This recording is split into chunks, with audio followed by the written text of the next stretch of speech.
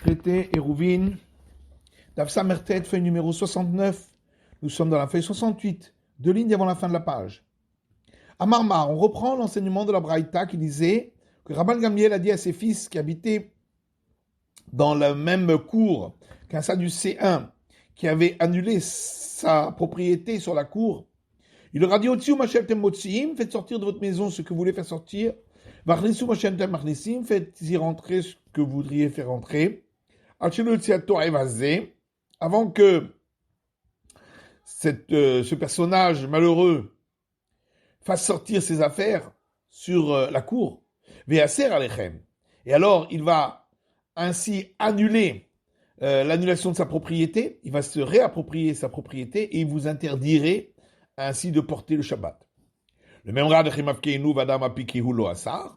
Alors dit la Gemara, est-ce que ça voudrait dire que si eux ils sortent d'abord leurs affaires et ensuite lui il sort les siennes, il n'interdirait pas, à ce moment-là on ne considérerait pas qu'il s'est réapproprié la propriété et donc il n'interdirait pas aux autres de porter?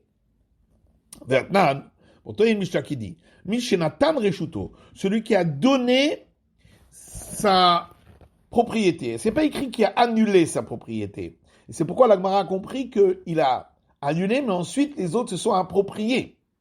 Ils ont fait un acte d'appropriation en sortant leurs affaires sur la cour. Veotsi ben beshogeg ben bemezid, et ensuite il a fait sortir ses affaires dans la cour, que ce soit involontairement ou volontairement. Oser, il leur interdit de porter. Divrei Rabbi Meir, ça c'est l'avis de Rabbi Meir, Rabbi Yosef. Et Rabbi Yosef répond, Ema eno oser. Il ne faut pas dire il interdit, mais il n'interdit pas. Même si il a voulu se réapproprier par la suite, c'est trop tard, puisque eux ont sorti leurs affaires en premier. Abaye Malokashia, Abaye lui dit autrement, il dit il n'y a pas de question. Quand Shirziko benemavoy bemavoy, quand Shilo Irziko benemavoy bemavoy.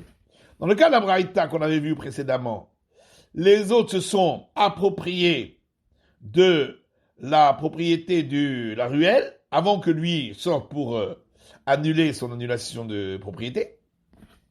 Alors que dans la Mishnah, on parle qu'ils ne se sont pas réappropriés. Bien que c'est marqué, il a donné sa propriété, mais ils ne se sont pas appropriés malgré tout. C'est pas de ça qu'on parle. V'atania, achinotan reshuto, hotzi ben beshogeg ben bemezid, yachol levater divrei Rabbi Meir. Et on le voit dans une braïta, puisque c'est écrit, si avant que il n'ait donné sa propriété, il a fait sortir ses affaires dans la cour, que ce soit involontairement ou volontairement, il peut par la suite annuler, d'après Rabbi Meir. Rabbi Omer et Rabbi Uda dit, non, Beshogeg achol levatel. S'il avait sorti ses affaires involontairement, oui, mais si c'est Bemezid, si c'est volontairement, alors qu'il n'avait pas le droit, puisqu'il n'avait pas annulé sa propriété, donc on n'avait pas le droit de porter, donc il a volontairement enfreint le Shabbat, et ne achol levatel. Il ne peut plus annuler. Il est considéré à ce moment-là comme un non-juif, puisqu'il a enfreint le Shabbat, et donc il devrait louer sa propriété. Il ne peut plus l'annuler comme un juif. Mishenatan Reshuto, celui qui a donné sa propriété, donc ici aussi on retrouve le terme donné, Veotsi ben Beshogeg ben Mezid, et il a fait sortir ses affaires, que ce soit involontairement ou volontairement, au cerf, eh bien, il se réapproprie. Et donc, il interdit aux autres de porter. Divrei Rabbi Meir, ça c'est Rabbi Meir. Rabbi Omer, Bemezid, Oser, Beshogeg, Oser. Rabbi a dit seulement s'il a sorti volontairement. S'il a sorti involontairement, il n'interdit pas.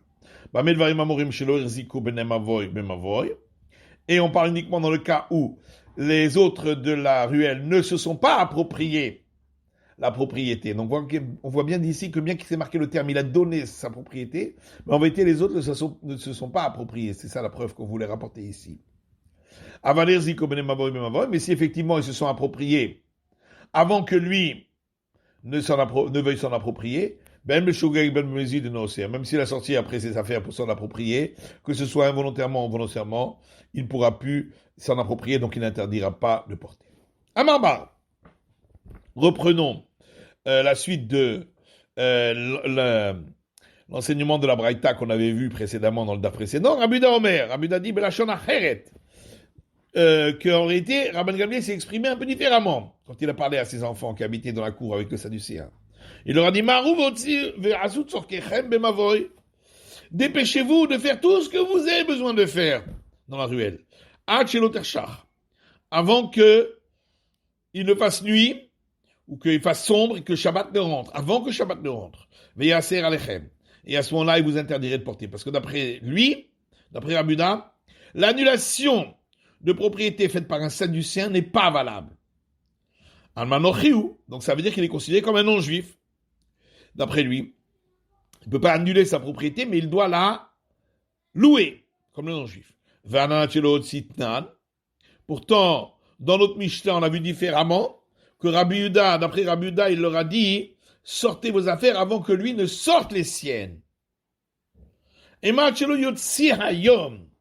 non, il faut expliquer que il leur a dit « Faites sortir vos affaires avant que le jour ne sorte. » C'est-à-dire avant l'entrée du Shabbat. Parce que dès l'entrée du Shabbat, ce serait interdit, parce que l'annulation n'est pas valable.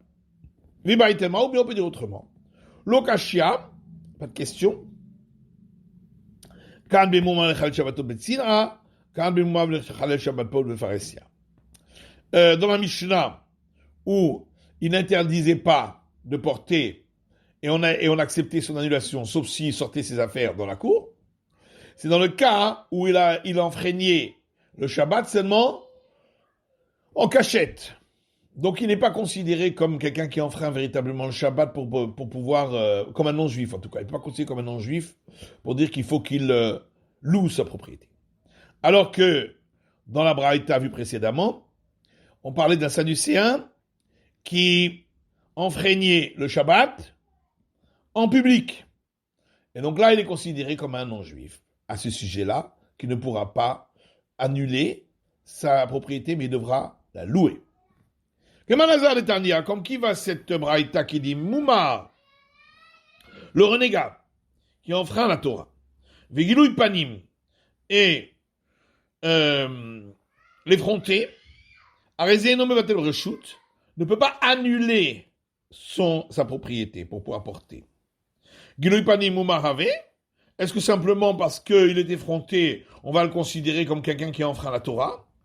Et la Moumar, mais ce qu'on veut dire ici, c'est que celui qui enfreint le Shabbat devant tout le monde effrontément, lui, il ne pourra pas annuler sa propriété, il est considéré comme un non-juif. Donc, Keman, comme qui ça va, comme Rabbi Yehuda, qui dit que c'est seulement s'il enfreint le Shabbat, mais devant tout le monde, à ce moment-là, il est effectivement considéré d'après Rabbi Yehuda comme un non-juif. Une personne est sortie le Shabbat avec un petit sachet de plantes parfumées dans la rue. Et lorsqu'il a vu Rabbi Yehuda le prince, Cassier, il a recouvert ce sachet qu'il avait suspendu à un pendentif pour ne pas qu'il voie qu'il enfreint le Shabbat. Et Rabbi Yehuda le prince a dit, celui-là, il peut annuler encore sa propriété d'après Rabbi Yehuda puisqu'il n'enfreint pas le Shabbat devant tout le monde mais seulement en cachette. Israël Moumar. Rabbi Yehuda dit, c'est qui le Israël qui est considéré comme un renégat et complètement comme un non-juif pour tout, pas seulement pour ici le problème d'annuler sa propriété. Zéa Mechalel Shabbatot befaresia.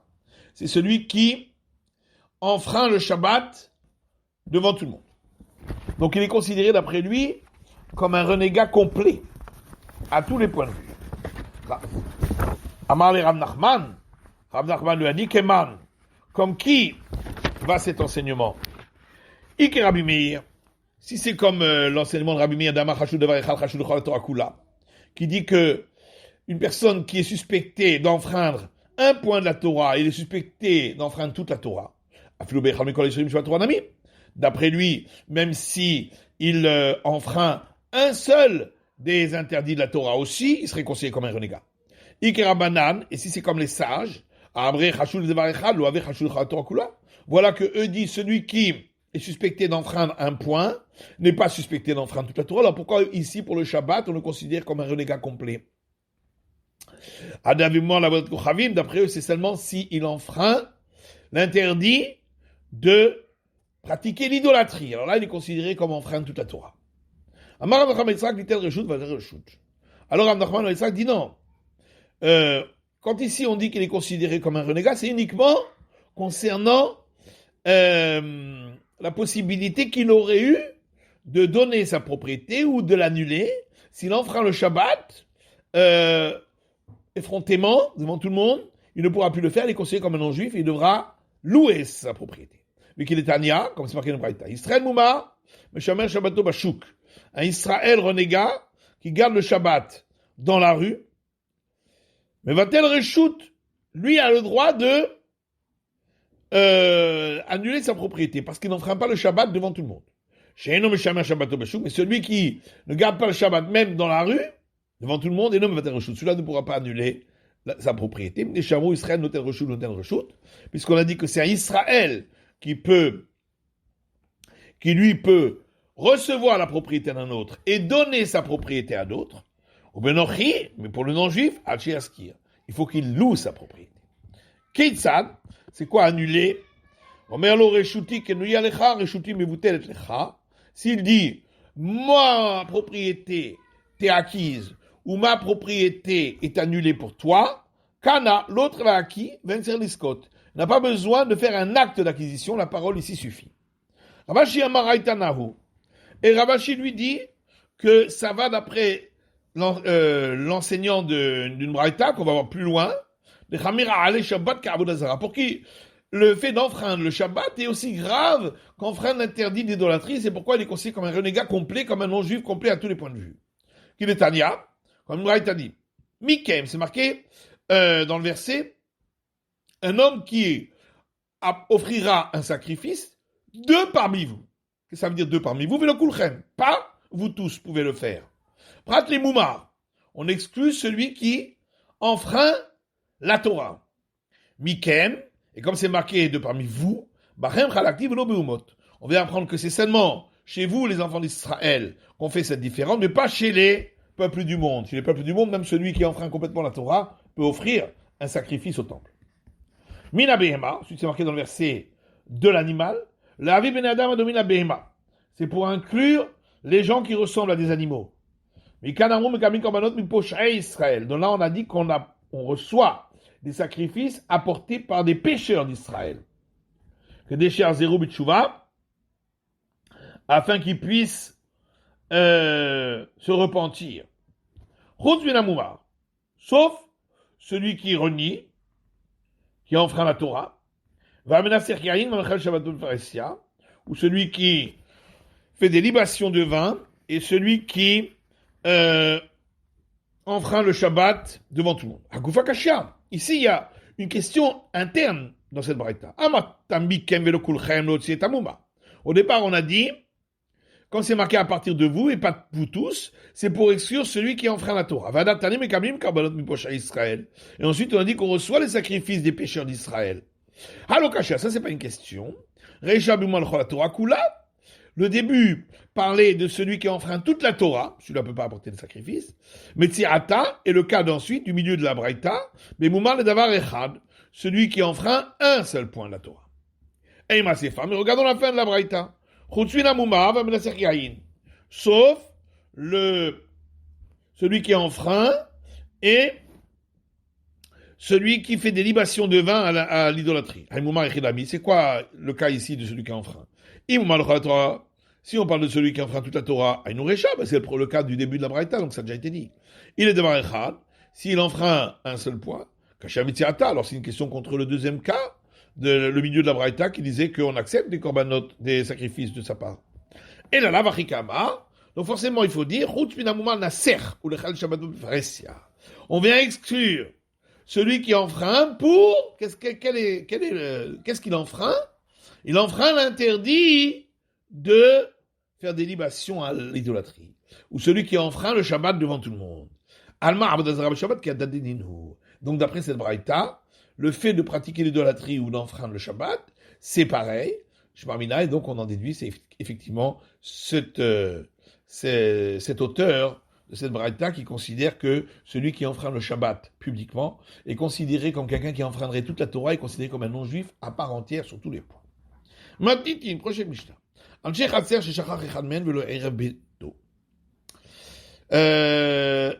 velo yerev. Les hommes des gens qui habitent dans la même cour. Et lorsqu'on a fait le hérouv, on a oublié l'un d'entre eux. Il n'a pas participé au hérouv. Alors Beto, sa maison, après que il a donné ou annulé sa propriété aux autres, bien de sa maison à Soumi de Arnis, on n'aura pas le droit de faire rentrer des affaires de la cour à sa maison, ou Melehotsi, ou de faire sortir des affaires de sa maison à la cour, l'Ovelahem, ni lui-même, ni les autres habitants de cette cour. Parce que sa maison, elle est toujours à lui, il n'a pas donné sa propriété là-dessus, mais la cour, il a donné sa propriété. Donc elle n'est plus à lui. Donc c'est deux propriétés différentes, donc on ne peut pas porter de l'une à l'autre, puisqu'il n'y a pas eu d'érouve à ce niveau-là.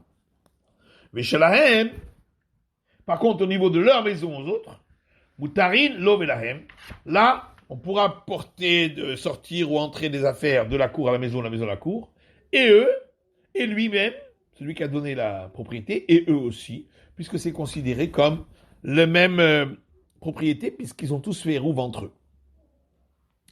Natno l'oreshutam.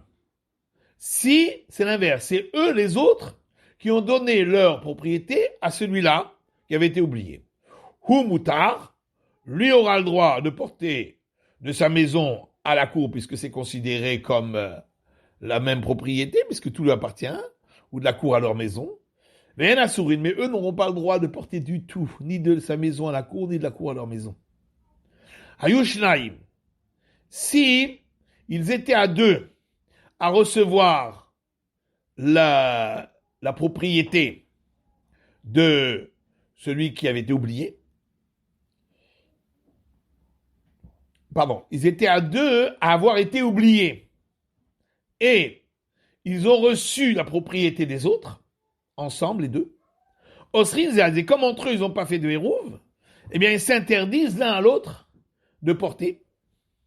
Shecha noten reshut, parce que s'il n'y en a qu'un qui a été oublié, lui peut donner sa propriété, peut aussi recevoir la propriété de la part des autres. Shnaïm, mais s'ils sont deux, avoir été oubliés, notin reshut, ils peuvent donner leur propriété aux autres. Ben notin reshut, mais ils ne peuvent pas recevoir la propriété des autres parce qu'ils seront toujours deux, et donc ce sera toujours une propriété à deux personnes différentes, et on ne pourra pas porter. Mais matin notin reshut, à quel moment on peut donner sa propriété?